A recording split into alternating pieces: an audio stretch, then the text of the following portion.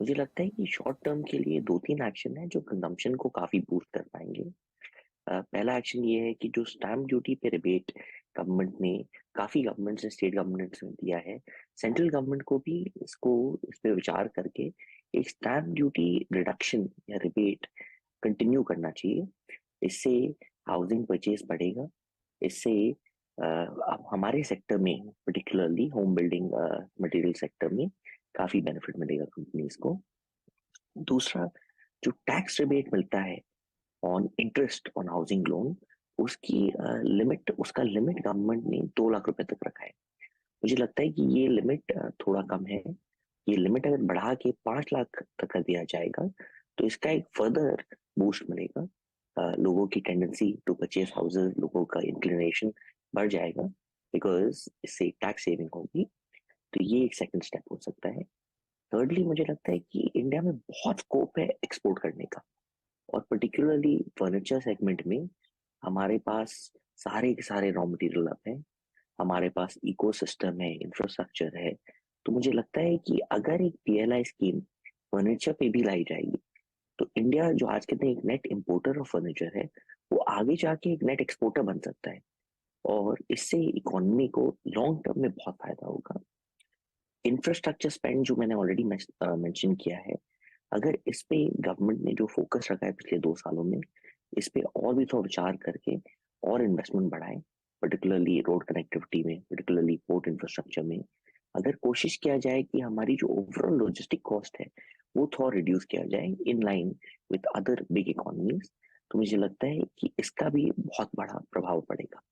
तो मुझे लगता है कि अगर ये स्टेप्स लिए जाएं तो दोनों शॉर्ट टर्म और लॉन्ग टर्म में हमें बहुत बेनिफिट मिलेगा, ना सिर्फ हमारे सेक्टर को बट पूरे इकोनॉमी इन जनरल को। स्कीम का जिक्र किया, अब फर्नीचर में पीएलआई के बारे में क्या आप और डिटेल शेयर कर पाएंगे? इसकी रूपरेखा कैसी रहेगी और क्या लग रहा है आपको कि बिल्डिंग मटेरियल जैसे कि प्लाईवुड हो, एमडीएफ हो, इनमें भी ये पीएलआई स्कीम आ सकती है? देखिए, आज के दिन फर्नीचर में हमारे पास रॉ मटेरियल्स की अवेलेबिलिटी है। आज के दिन हमारे पास electricity at good rates in comparison to जो जो बाकी एक्सपोर्टिंग कंट्रीज हैं, उनके कंपैरिजन में इलेक्ट्रिसिटी रेट्स कॉमन है। आज लेबर की कॉस्ट इंडिया में थोड़ी कम होती है। ठीक है, फर्नीचर में अब मैकेनाइजेशन ज्यादा हो रहा है, बट फिर भी the workforce plays an important role. तो आज ज्यादातर चीजों में हम बहुत कम्पिटिटिव हैं। इंडिया में logistic cost compare to other countries, जैसे कि आपके वियतनाम हो गए, बांग्लादेश हो गए, बाकी कंट्रीज में हमारी जो लॉजिस्टिक कॉस्ट है वो थोड़ी हाई होती है। एंड सेकेंडली, सारी कंट्रीज एक्सपोर्ट के ऊपर काफी इंसेंटिव्स देते हैं, तो इससे उनके प्रोडक्ट्स हमारे कंपैरिजन में ज्यादा कंपेटिटिव हो जाते हैं। इंडिया का टैक्स स्ट्रक्चर भी थोड़ा हाई है, overall personal income tax is higher, corporate tax तो फिर भी लाइन में आ गया है, बट डबल टैक्सेशन होता है।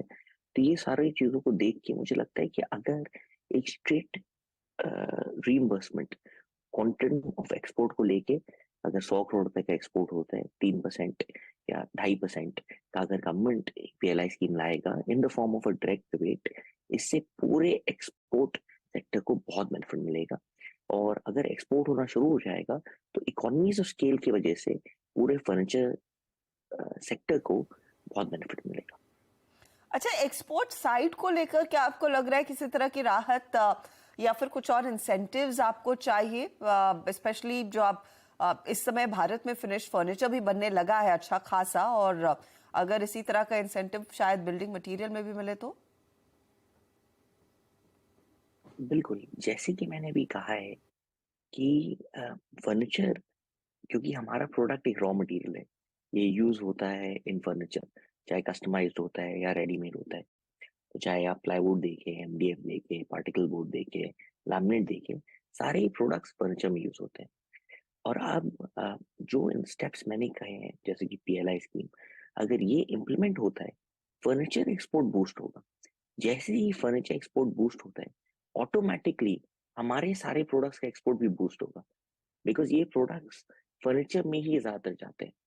तो मुझे लगता है कि कंसिडरिंग जो जो स्ट्रेंथ हमारे पास है, आज इंडिया एक्सपोर्ट का एक हब डेफिनेटली बन सकता है, और हमारे प्रोडक्ट्स के लिए अगर फर्नीचर पे एक पीएलआई स्कीम आ जाए तो ऑटोमेटिकली सारे प्रोडक्ट्स पे एक थ्रस्ट मिलेगा।